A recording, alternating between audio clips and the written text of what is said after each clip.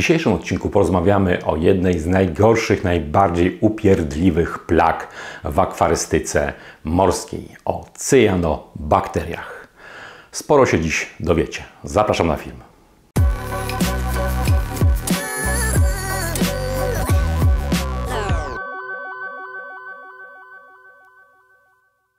Dobrze poznać wroga, musimy się zagłębić mocniej w temat.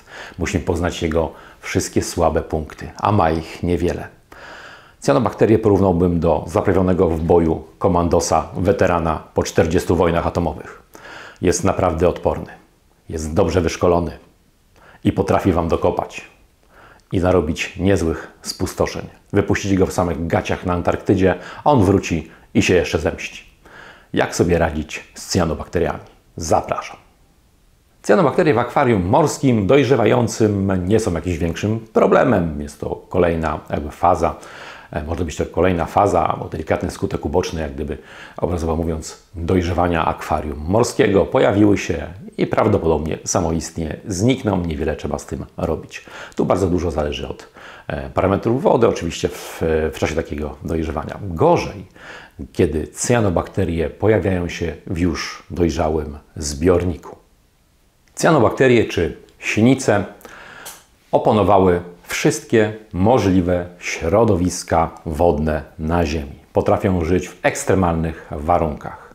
Potrafią zakwitać w gorących źródłach, gdzie temperatura wody wynosi 90 stopni. Więc jak widzicie, prawdziwy twardziel. Na początku klasyfikowano je jako rośliny. Od jakiegoś czasu klasyfikuje się je jako bakterie. Są jak gdyby organizmem na pograniczu. Ani rośliną, ani bakterią. Choć oficjalnie są uznawane za bakterie. Jedna z najgorszych plag, jakie można zobaczyć w akwarium morskim i w porę, jeśli nie zrobimy z nią porządku, nie zareagujemy, to skutki mogą być opłakane. Komórki cyanobakterii występują w każdym zbiorniku akwarystycznym, słodkowodnym i morskim, ale my dziś mówimy o akwariach morskich. Więc w Waszych akwariach macie cyanobakterie, nawet jeśli ich nie widzicie. One tam są i czekają. W niekorzystnych warunkach potrafią przybrać formy przetrwalnikowe. I gdy nadarzy się odpowiedni moment, odpowiednie warunki, wtedy zaczynają się intensywnie, mocno namnażać. Myślę, że wielu z Was, Wy, którzy macie akwaria morskie, spotkaliście się z cyanobakteriami, a nawet zaryzykowałbym twierdzenie, że jednak wszyscy mieliście już kontakt z cyanobakteriami. Każdy w mniejszym lub większym stopniu miał problem z cyanobakteriami. U niektórych pojawiały się i znikały samoistnie, u niektórych wybijały wszystkie korale w akwarium. Zakwity cyanobakterii potrafią wybić całe życie w akwariach. Są bardzo trudne do zwalczania. Mają taką dwoistość natury. Z jednej strony odżywiają się jak bakterie, a z drugiej strony jak glony, czyli jak rośliny, gdzie mogą syntetyzować składniki odżywcze przy pomocy właśnie światła. I dlatego właśnie zaciemnienie akwarium w przypadku cyanobakterii w ogóle nie skutkuje. One w tym momencie, gdy nie mają dostępu do światła, zaczynają się odżywiać tak, jak odżywiają się bakterie. Więc zaciemnienie zbiornika jest to po prostu zwykły mit, jeśli chodzi o cyanobakterie. Wielu z Was pamięta starszy odcinek o czynniku Redfielda. I tutaj ta kwestia bardzo się nam tutaj teraz przyda, bo zaburzenie między azotem a fosforem wywołuje właśnie dobre warunki do rozwoju cyanobakterii. I jeśli nie widzicie tego filmu, to odsyłam Was do tego filmu, warto oglądać, zrozumiecie, dlaczego cyanobakterie rozwijają się w takich warunkach. Ja już dzisiaj tego tematu nie będę rozwijał, bo mamy dzisiaj dużo do opowiadania, a ten film nie może trwać godziny. I nawet jeśli uda nam się wyprostować stosunek Redfielda w akwarium naszym morskim, czyli odpowiedni poziom azotu, azotanów i fosforanów, to nie zapewni nam to pozbycia się cyanobakterii. Jak one się już u Waszym akwarium pojawiły, bo miały ku temu odpowiednie warunki, to mogą zostać z nami na długo. Dlaczego tak się dzieje? Nawet jeśli mamy niewykrywalny azot i fosfor w akwarium, Cyanobakterie nadal fajnie się mają, bo jak już powiedziałem wcześniej, jest to prawdziwy twardziel, który radzi sobie jak wyszkolony komandos i najlepszy na świecie spec od survivalu. Jak to się dzieje? Jeśli już macie cyanobakterie w akwarium, jeśli ten specjalista komandos już tam się u Was osiedlił, założył przyczółek i mimo wszystko już nie macie wysokich poziomów azotanu i fosforanów, a nawet są praktycznie niewykrywalne, to on świetnie sobie radzi, bo to jest specjalista od survivalu, który poradzi sobie w każdych warunkach. A dlaczego tak się dzieje? Z bardzo prostego powodu. Cyanobakterie potrafią zdobywać pokarm metodami, które są nieosiągalne dla innych organizmów. Radzą sobie w naprawdę koszmarnych warunkach, a więc potrafią asymilować azot gazowy bezpośrednio z wody. Potrafią asymilować fosforany, na przykład ze skały w postaci fosforanów trójwapiennych. Radzą sobie naprawdę niesamowicie. A żeby tego jeszcze było mało, to potrafią zdobywać cukry w procesie fotosyntezy. Więc już teraz rozumiecie, że jeśli któregoś ze składników albo sposobów odżywiania zabraknie, to one sobie poradzą w inny sposób. Jeśli nie z fotosyntezy, to pobiorą sobie azot bezpośrednio wody, a fosfor ze skał. Więc jak już pewnie się domyślacie, nie możemy się pozbyć cyanobakterii, zaciemniając zbiornik. Bo jeśli nie będzie zachodził proces fotosyntezy, wtedy one sobie poradzą w zupełnie inny sposób. I możecie całkowicie zaciemnić zbiornik na tygodnie całe. Padną Wam korale, a cyanobakterie przeżyją. Tak więc, jak rozumiecie, poprawa nawet parametrów wody do idealnych nie zagwarantuje Wam, że cyanobakterie same odejdą. I tutaj naprawdę ciężko jest walczyć z cyanobakteriami sposobami takimi naturalnymi. Więc co można zrobić więcej? O tym za chwilę. Cyanobakterie potrafią zdobywać pokarm w bardzo zaskakujący sposób. Na pierwszy rzut oka zaskakujący. No dla nas, akwarystów morskich, tragiczny. Wyobraźcie sobie cyanobakterię, której korzuszek tutaj ładnie pokrywa Wam korale. Taką eufilię Wam pokryje sobie, tak? Która kosztowała tam, powiedzmy sobie, 4000 zł. Jeśli w porę tego nie zauważycie, no to jest problem. Eufilia po prostu tego nie przeżyje. Cyanobakterie zaduszą tą eufilię. Mało tego.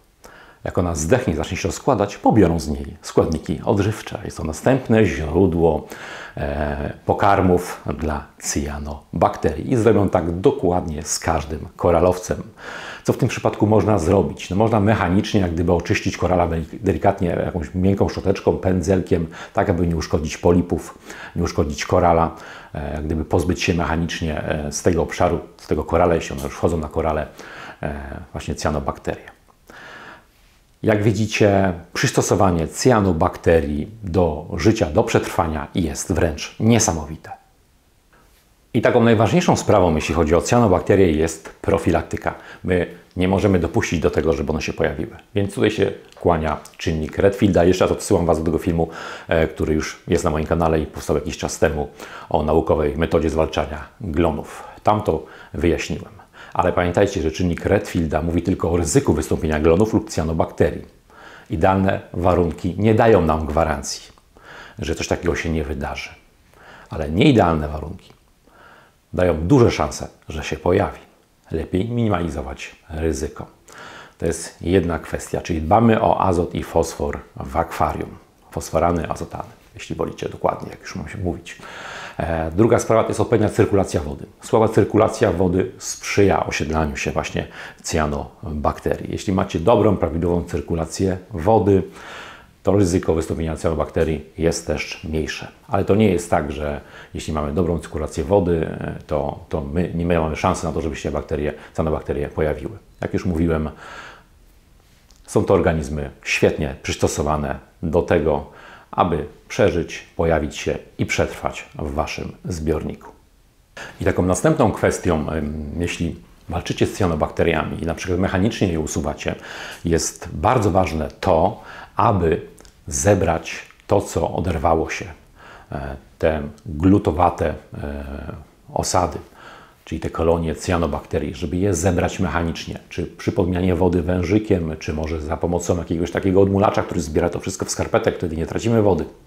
ewentualnie nawet siateczką jakieś fruwające farfocle z wody można odłowić. Dlaczego? Dlatego, że umierające cyanobakterie bardzo mocno zatruwają wodę. I w tym wypadku należałoby też włożyć węgiel aktywowany do obiegu. Włożyć, aby pochłaniał te wszystkie związki, które będą powstawały, te wszystkie toksyczne związki, które będą powstawały w czasie śmierci cyanobakterii. Również w ten sam sposób postępujemy, gdy walczymy metodami chemicznymi, które za chwilę Wam opiszę, a raczej farmakologicznymi, które za chwilę Wam opiszę w dalszej części filmu. Tutaj również musimy się posługiwać węglem aktywowanym, z tym, że jest jeden wielki problem z tym związany. A dlaczego? A dlatego, że jeśli jesteśmy w czasie leczenia jakimś preparatem, o którym zaraz będę opowiadał, to nie możemy w tym momencie używać węgla aktywowanego. Po prostu ten preparat ten węgiel zneutralizuje nam ten preparat i wszystko psu na budę. Walka nam się nie uda. No dopiero możemy zrobić na samym końcu już po. I należy o tym pamiętać, że w czasie używania metod, nazwijmy je chemicznych, żeby prościej było, nie możemy używać w tym czasie węgla aktywowanego. On jest dopiero na samym końcu, go wkładamy, żeby pozbył się z wody i tych substancji, które powstają ze śmierci właśnie cyanobakterii i również samego na przykład leku czy preparatu, który zabija Wam cyanobakterie, żeby się pozbyć tego z wody. I to jest bardzo ważna kwestia i o tym nigdy nie zapominajcie. Następną kwestią jest ta równowaga biologiczna w akwarium. Jeśli mamy równowagę, to pojawienie się jakiejkolwiek plagi jest tutaj jak gdyby mniejsze ryzyko mamy, tak?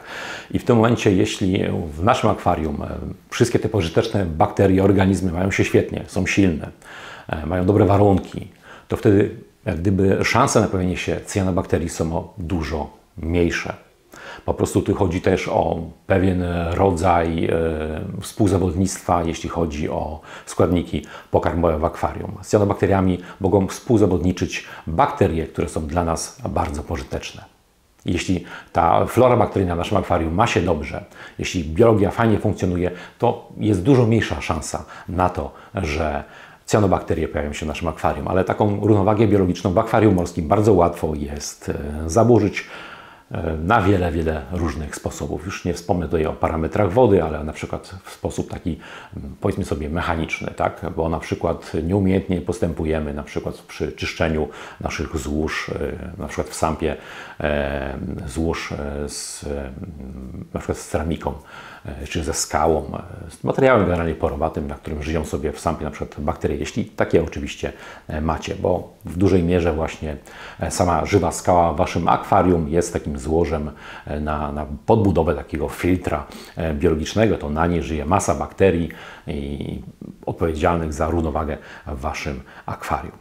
Tutaj na przykład wystarczy jakaś przerwa w zasilaniu, tak? W zasilaniu, gdzie no jak gdyby ten ruch wody zaczynał nam się zatrzymywać, może mamy jakiegoś UPS-a i pompa obiegowa tam jeszcze na tym UPS-ie ciągnie jakiś czas, tak? Ale na przykład już falowniki nie chodzą, odpinacz nie chodzi, natlenienie wody spada, bakterie mają się gorzej, są słabsze i w tym momencie tutaj pole do manewru bardzo dobre warunki tworzą się właśnie do pojawienia się cyanobakterii. W środowisku, gdzie woda jest dobrze natleniona, gdzie mamy dużo tych bakterii, ryzyko pojawienia się bakterii, cyanobakterii jest na pewno dużo mniejsze. Takim następnym powodem do tego, że cyanobakterie mogą się pojawić w akwarium, mogą mieć korzystniejsze warunki, jest na przykład duży poziom związków organicznych w akwarium. Tutaj warto w tym przypadku co jakiś czas włożyć sobie węgiel aktywowany do filtra, aby pozbyć się właśnie związków organicznych. To może być na przykład też przelanie się odpieniacza. To może być na przykład dosypanie piasku do działającego już akwarium. Dosypujemy piasek i za chwilę mamy problem z różnymi plagami, a szczególnie z cyanobakteriami. Możemy na przykład dość mocno zagrzewać sobie w dnie. Jeśli mamy grubą warstwę piasku i zaczynamy grzebać w dnie, albo wprowadziliśmy sobie jakąś rybę, która mocno grzebie w tym dnie, jakaś babka kopiąca i w tym momencie chwilę później, parę dni później zaczynają się pojawiać cyanobakterie. No właśnie z tego powodu. Pamiętajcie, że wszystkie te osady denne kumulują się w piachu i tak dalej. Fosforany, jeśli zagrzebiecie sobie w dnie, zaczniecie grzebać w dnie, no to do słupa wody dostaje się na przykład duża ilość fosforanów i to jest też takie bardzo niebezpieczne, jeśli chodzi o cyanobakterie. Podobnie zresztą sprawa ma się w akwarium słodkowodnej. No, tam nie grzebiemy w dnie, bo zaraz fosforan nam wywala. Tutaj akurat jest to tak samo w akwarium morskim. Im grubsza warstwa piachu, im bardziej pogrzebiecie w niej, tym problem może być większy. Dla niedowiarków polecam sobie zbadać sobie poziom fosforanów w akwarium, a potem zagrzebać porządnie w dnie, jeśli macie dużo piachu, i pół godzinki później sobie zmierzcie jeszcze raz fosforany, a to się zdziwicie. Jeszcze wspomnę o grzebaniu w piasku w sposób naturalny przez na przykład ryby. Jeśli od samego początku macie jakieś ryby, które grzebią w piasku, rozgwiazdy, piaskowe ślimaki, piaskowe babki kopiące, to wtedy nic się nie dzieje, bo ten piasek jest jak gdyby regularnie przewalany, przesiewany, więc nim się nic nie zdąży kumulować.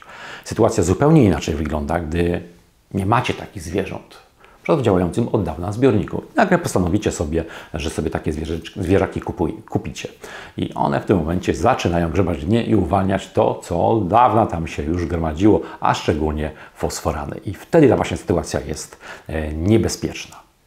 Cyanobakterie mogą też pojawić się na skutek przedawkowania różnych preparatów, na przykład przedawkowanie wódki w metodzie z wódką, jeśli wiecie, o czym mówię. Możecie też przedawkować aminokwasy i również stworzycie wtedy idealne warunki do pojawienia się cyanobakterii. One tam czekają, aż popełnicie błąd, a wtedy się z nimi przywitacie. A teraz kilka słów o cyrkulacji wody, która jest tutaj w tym przypadku też bardzo istotna. Zbyt słaba cyrkulacja sprzyja rozwojowi cyanobakterii. Zbyt słaba cyrkulacja powoduje też, że woda jest gorzej natleniona. Musicie zwrócić uwagę na pH. Wiadomo, że im bardziej natleniona woda, tym wyższe pH.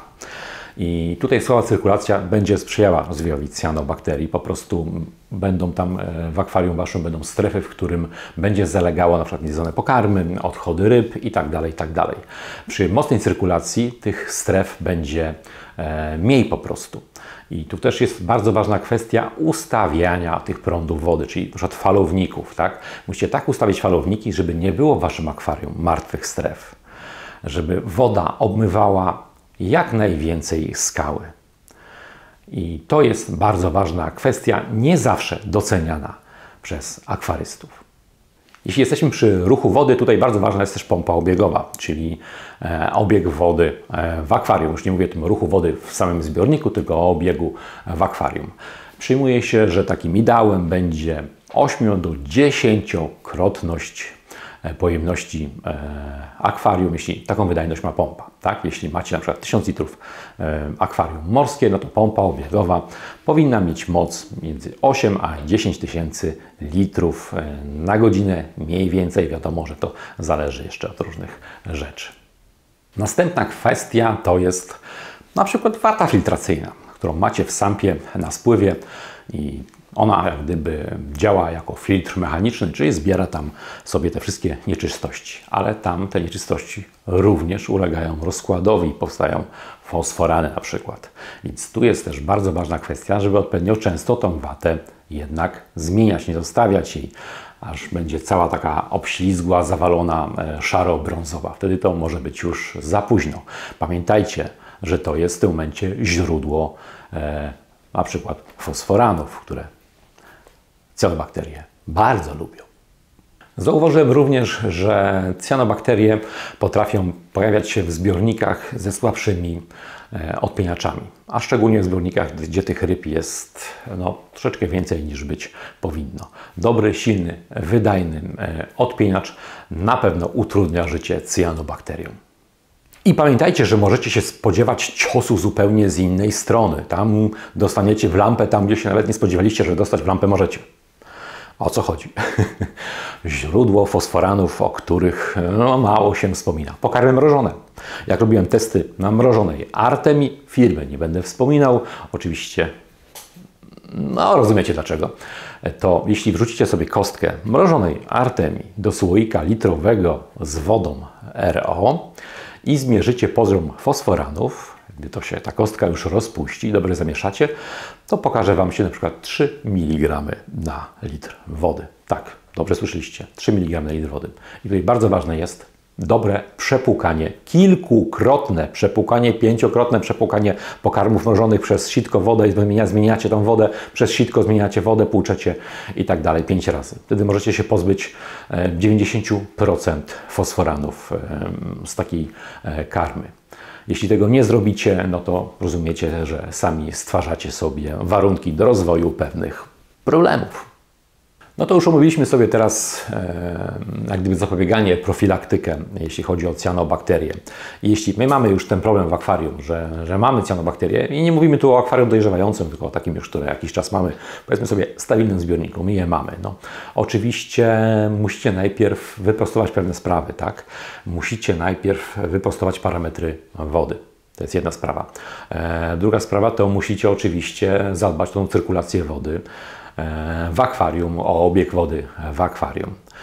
Sprawdzić odpieniacz, pozbyć się brudnej waty filtracyjnej itd., itd.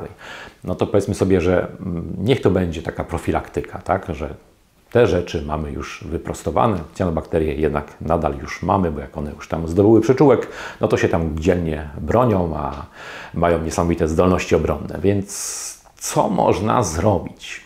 No oczywiście można posłużyć się pewnymi preparatami, o których będę mówił już za chwilę, ale miejcie świadomość tego, że jeśli nie uporacie się z parametrami wody, z kiepskim obiegiem itd., to nawet jeśli wybijecie cyanobakterie jakimś tam preparatem, metodą, to one mają nadal świetne warunki do życia. I byłbym bardzo zdziwiony, gdyby w tych świetnych warunkach do życia po jakimś czasie się znowu nie pojawiły. Mogły sobie poradzić jakimś preparatem, tak, minie tydzień, 2, 3, miesiąc i po chwili plaga znowu wraca. No dlaczego wróciła?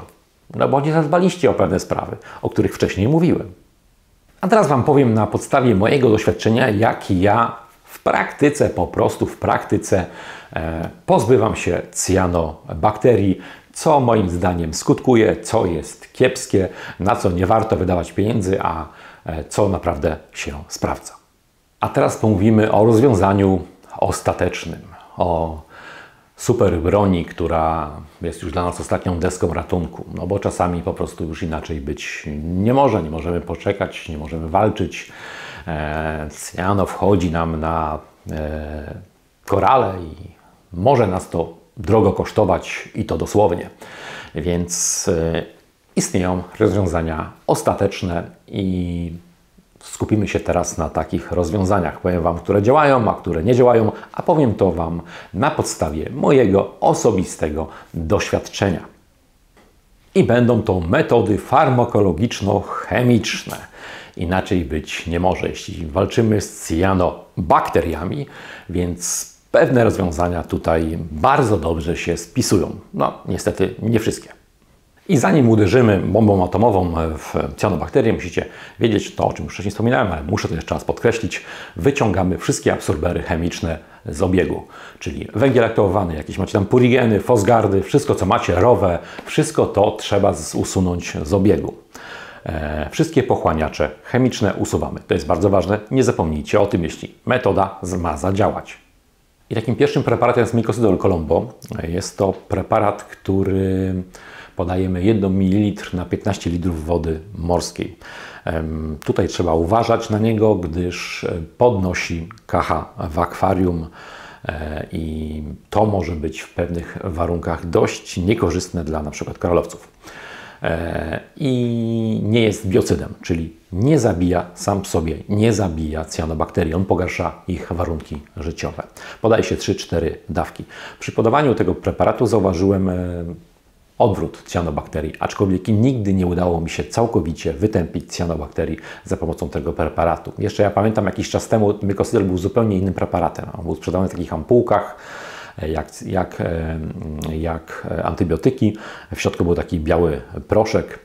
Dziś on wygląda troszeczkę inaczej, taki bardziej jak granulat. Troszeczkę nawet bym stwierdził, że z wyglądu oczywiście można go tak troszeczkę porównać do na przykład purigenu. Też takie granuleczki ma.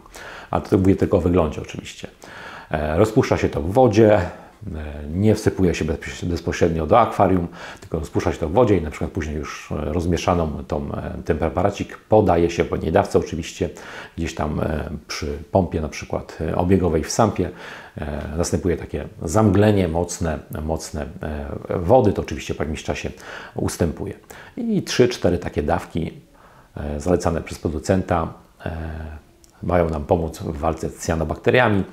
Aczkolwiek no, definitywnie ten preparat przy pomocy tego preparatu nigdy nie udało mi się pozbyć cyanobakterii w tej nowej formie, bo w tych starszej formie, w ampułkach, ja pamiętam, że radziłem sobie całkiem świetnie przy pomocy tego preparatu z cyanobakteriami.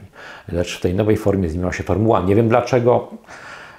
Moim zdaniem już taki skuteczny nie jest, ale to jest moje prywatne zdanie. Jeszcze sprawdzimy, o ile podnosi twardość węglanową.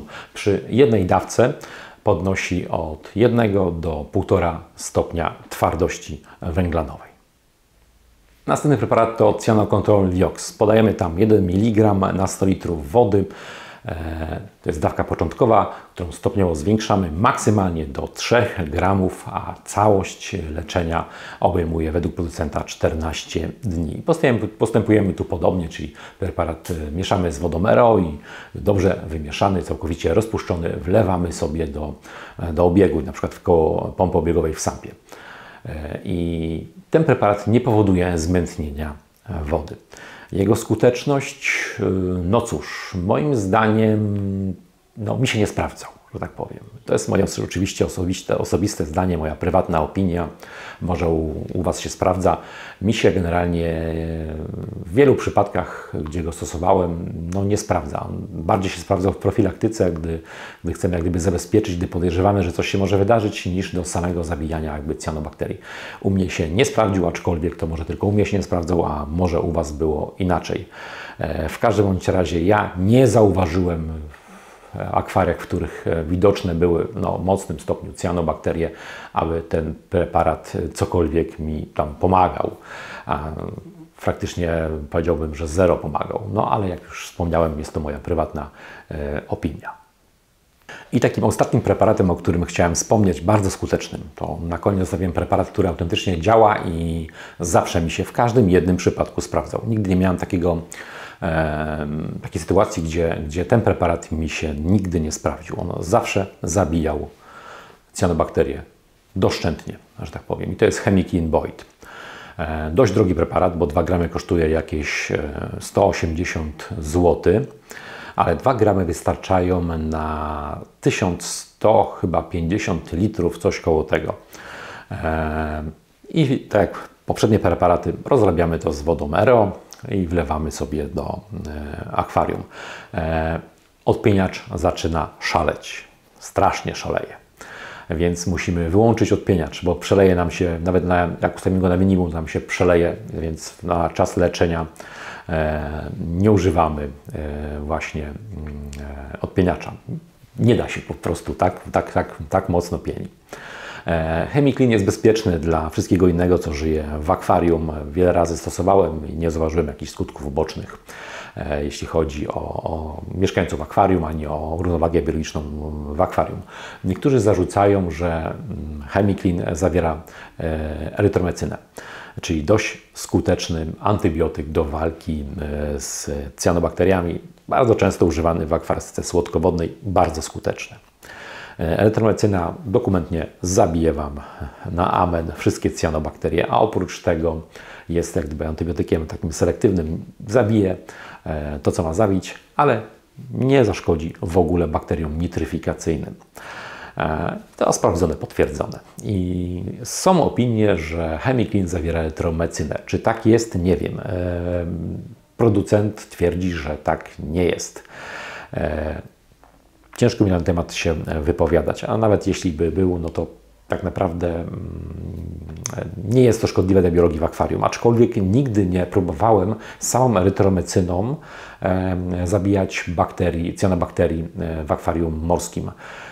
Nigdy nie próbowałem, więc ja na razie nie zalecam takiej metody. Nigdy nie zrobiłem takiej próby. Może kiedyś, gdy sam będę miał akwarium morskie, sobie coś takiego przetestuję, ale na tą chwilę ja nie polecam tej metody. Nie znam jej działania na akwarium morskie. Może to zupełnie będzie miało inny skutek w akwarium morskim niż ma to w akwarium słodkowodnym. Na pewno wybije cyanobakterie, ale czy oprócz tego nie zaszkodzi koralom, tego naprawdę nie wiem. Więc jak gdyby nie polecam tej metody. Hemilkin działa szybko i skutecznie. Jeśli zajdzie taka potrzeba, mi akurat nigdy się nie zdarzyło, żeby zaszła taka potrzeba, żeby powtórzyć zabieg jeszcze raz. Po 48 godzinach, jeśli nadal widzicie cyanobakterie, no to możecie ten zabieg powtórzyć. Aczkolwiek mi nigdy to jak gdyby się nie przytrafiło. Nigdy nie musiałem powtórzyć tego zabiegu. Hemiclean doszczętnie wybija cyanobakterie. Oprócz tego też bardzo mocno klaruje wodę. No, woda jest tak przezroczysta, że prawie jej nie widać. Nie? Fajny efekt. Co należy później zrobić? No, należy oczywiście później podmienić wodę jakieś 20% raz w tygodniu i następnego tygodnia również i włożyć do obiegu węgiel aktywowany, żeby się pozbyć właśnie i tego, co powstało ze śmierci cyanobakterii, jak i również pozbyć się samego Hemicleanu z akwarium. I to jest konieczność. Nie zapomnijcie nigdy o tym kroku. I chciałem jeszcze tylko powiedzieć, że jeśli używacie jakichkolwiek preparatów do zwalczania cyanobakterii, no to pamiętajcie o tym, żeby bardzo dobrze natleniać, dodatkowo natleniać wodę w akwarium. To jest bardzo ważne, na przykład w tym przypadku, kiedy nie używacie odpieniacza. I z tego, co ja się orientuję, Hemiclean jest niedozwolony w Polsce. Jest po prostu na liście leków, a leki jako takie muszą mieć to jak gdyby atesty w naszym kraju i z tego, co ja wiem, to Hemiclean nie ma takiego atestu na Polskę. Jest jak gdyby tak półlegalnie sprzedawany. Tak? Z tego, co kojarzę, chyba normalnie jakiś sklep czy hurtownia tego nie oferuje. Są to rzeczy sprowadzane ze Stanów, jest to firma amerykańska i ze Stanów sobie możecie spokojnie to ściągnąć. Aczkolwiek na pewnych portalach tutaj aukcyjnych w Polsce można kupić nawet na porcję ten preparat. No, na ten temat się nie chcę wypowiadać, czy warto kupować na porcję, czy nie warto, to musicie już sami sobie osądzić. Taki jest stan mojej wiedzy na dzień dzisiejszy. No i jeśli już poradziliście sobie z cyanobakteriami, to możecie być z siebie dumni, bo jest to naprawdę godny przeciwnik. Trudny w walce. I jeśli Wam się udało, to gratuluję. Ale pamiętajcie o tym, nie dopuszczajcie do sytuacji, w której to cyanobakterie mogą się pojawić. To bardzo ułatwia życie.